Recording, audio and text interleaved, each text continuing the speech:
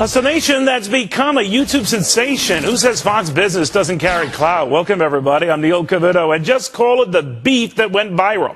Because my closing comments last night on Ron Paul and just letting voters decide whether he's a serious candidate got some very serious reaction, thousands of hits, and apparently they just keep on coming and coming. And all because I refuse to continue this media piling on a candidate the mainstream media and many of my own colleagues here at Fox say can't win.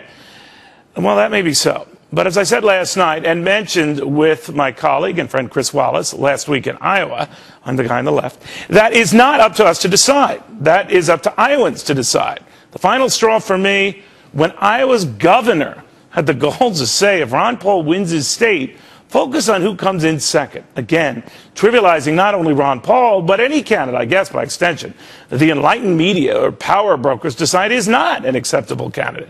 Well, it certainly hit a chord. Robert May emails, "Thank you for not being an idiot." Sounds like one my mother-in-law could have written. Anyway, Shannon Fitzpatrick emails, "Thanking you for defending Dr. Paul against the ridiculously biased attacks made by such pundits as Bill O'Reilly, Rachel Maddow, Chris Wallace, and Brian Williams." Some of those folks are very good, by the way, but as she continues, I haven't seen something like this in a very long time. Jeff via Yahoo, "You have rhymes with walls of steel. I am a veteran and I salute you." Jeff emails, "You're one of the few non-asses in the mainstream media landscape. You have consistently been fair and unbiased, and you have consistently delivered, including at the recent Fox News debate in Iowa." Virginia emails, "While everyone everywhere is perfecting their smear campaign against Ron Paul and now preparing to discredit the Iowa caucus, it was just wonderful to see you call these people out on the nonsense." Justin emails, "Bravo, Neil. Thank you so much for standing up and saying what needed to be said about the media's unethical treatment of who is electable and their automatic discrediting of Ron Paul." Russ Orlowski at Pennsylvania, "I applaud your willingness to let the man speak his mind, even though you may not agree with him in total." Jordy Hutmels, "You may not be a Ron Paul supporter, but you showed fair treatment and respect for him. For that, I would like to thank you immensely. We don't expect pundits and news presenters to support Dr. Paul. All we are looking for is fair treatment, and you have done so."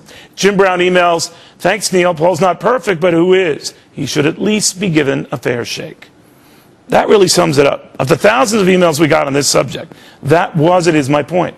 Ron Paul should be given a fair shake, a fair hearing. And if he wins Iowa, a fair pat on the back, not a swift, dismissive kick in the ass. It is not up to the establishment politicians or knucklehead anchors like me to decide who's a credible candidate or not, even though I think, truth be told, I'm a pretty good judge. Anyway, as I said last night on this very show, our track record isn't really good if you think about it. Weren't these the same experts who were the ones saying Jimmy Carter's own upstart 1976 win in Iowa was a fluke, but it wasn't? Or Ronald Reagan could never, ever, ever be elected president, but he was. Now, I'm not smart enough to figure how things will go this time, but I am smart enough to know how candidates constantly dismissed by their party pros respond almost every time.